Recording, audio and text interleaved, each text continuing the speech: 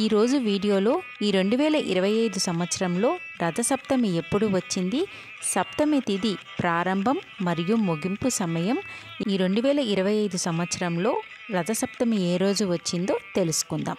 2025 సంవత్సరంలో ఫిబ్రవరి 4వ తేదీ మంగళవారం రోజున మనకి రథసప్తమి వచ్చిందండి. సప్తమి తిథి ప్రారంభం సమయం ఇప్పుడు తెలుసుకుందాం. 2025 ఫిబ్రవరి 4వ తేదీ మంగళవారం రోజు ఉదయం 4:37 సప్తమి తిథి ప్రారంభమై 2025 ఫిబ్రవరి 5వ తేదీ బుధవారం రోజు తెల్లవారుజామున 2:31 మనకి సప్తమి తిథి ముగిస్తుందండి.